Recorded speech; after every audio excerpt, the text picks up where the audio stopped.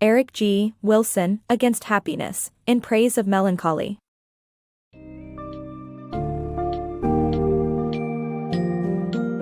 In Against Happiness, in Praise of Melancholy, EricGWilson reveals the hidden beauty within melancholia and how it has inspired various great thinkers, artists, and leaders throughout history.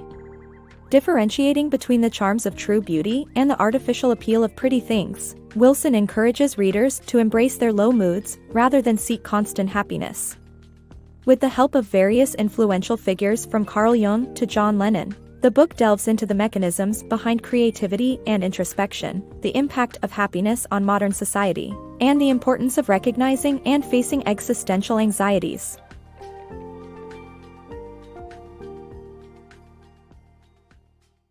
The beauty in melancholy.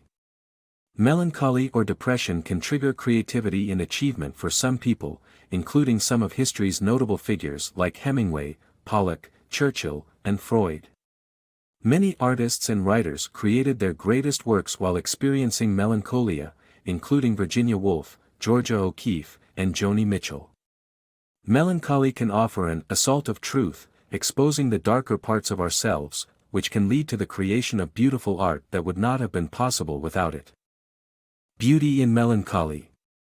Psychologist Carl Jung's research on the relationship between opposites found that melancholy, often experienced by many artists, can lead to understanding, insight, and self-awareness. Jung believed that it is a necessary catalyst that shapes one's identity and is a crucial element of mental health. He found that the unconscious is the source of all connected oppositions, including darkness and light, and male and female. Through understanding this principle, one can appreciate the beauty found in melancholy and its importance in personal growth. The Gift of Melancholy. John Keats' Ode to Melancholy encourages us to embrace pain and find beauty in life's fleeting nature. Melancholia allows us to see true beauty and distinguish it from superficial pretty things. People's fear of death makes them averse to sadness and pain, but by embracing our melancholy nature and confronting our anxiety about death, we can appreciate life's beauty and live creatively. Focusing on finitude energizes us to live fully. Embracing melancholy. Americans' obsession with happiness and avoidance of melancholy is unhealthy, preventing them from fully experiencing the nuance and depth of life. Melancholy has a bad reputation in American culture. Despite its potential to inspire introspection and creativity, Americans view it as a negative emotion to be avoided at all costs. This obsession with happiness has led to a culture of seeking out antidepressants and therapy options at the slightest sign of discomfort or anguish. In a world that has become increasingly shallow, avoiding melancholy prevents people from tapping into the full range of human emotions and experiences. In contrast, embracing melancholy allows people to navigate the complexities of life.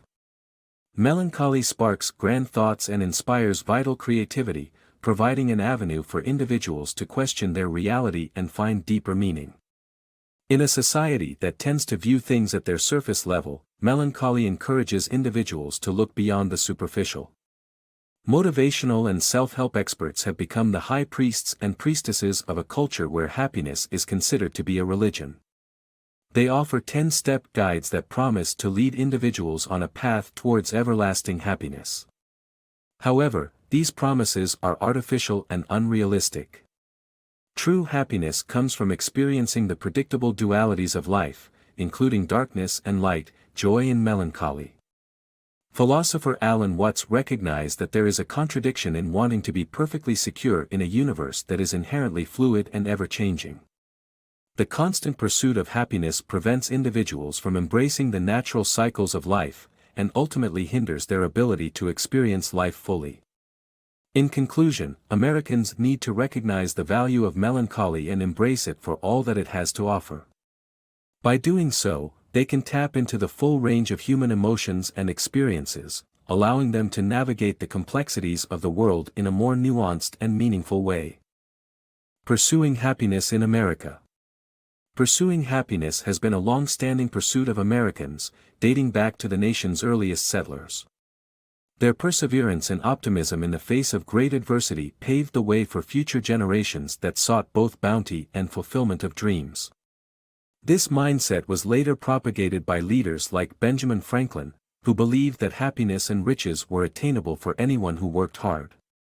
Today, Americans still hold property ownership and accumulation of wealth as key tenets of contentment, making the U.S. the quintessential, capitalistic paradise. Americans, narcissism, and pursuit of happiness. The pursuit of happiness has led Americans to prioritize monetary value and disconnect from reality. Forests, fields, mountains, and marshes have become commodities, education a means to a salary, and beauty a purchase. However, this pursuit has led to a growing narcissism resulting in inauthentic and shallow behavior. Despite the dire problems and inequities, Americans continue to smile and be content, seeking new ways to escape reality.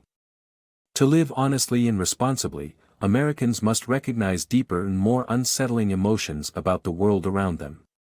Doubt breeds knowledge, brooding breeds enlightenment, fear breeds strength, worry breeds action, and melancholy breeds creativity.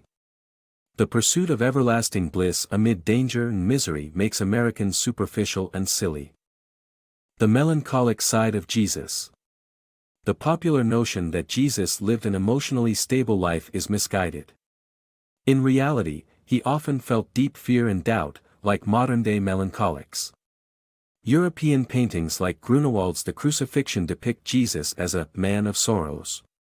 The four Gospels bear witness to his melancholic suffering on the cross, which led to his subsequent illumination.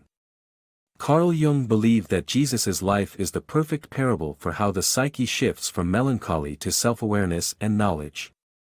During Jesus's crucifixion, confusion and anguish overcame him. His suffering was necessary to his transformation. After 3 days in the tomb, he arose as a new being.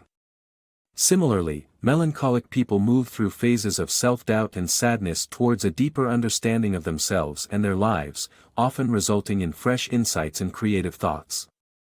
Rather than seeing sadness as a result of sin, Christians would do well to embrace Jesus's emotional complexity as a means of finding personal transformation. Americans need melancholy. The dark, melancholic side of life is home to brooding geniuses and artists. Americans' obsession with being perpetually content threatens the nation's future. It's been proven that genius and depression are linked, which means that America must not abandon its melancholy gene. Without meaningful expression that comes from sadness and doubt, the country risks becoming a dystopia of ubiquitous placid grins. Innovation, imagination, and creativity depend on the prompt of unsettling emotions.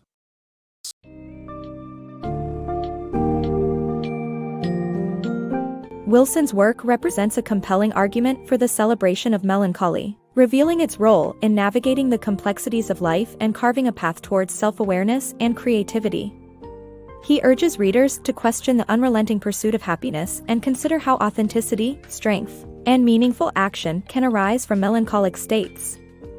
Although many today, particularly in the United States, choose to reject their inherent sadness and fear in favor of superficial happiness, acknowledging and understanding these emotions offers a deeper connection to life's experiences, enabling the discovery of beauty and wisdom within difficult moments.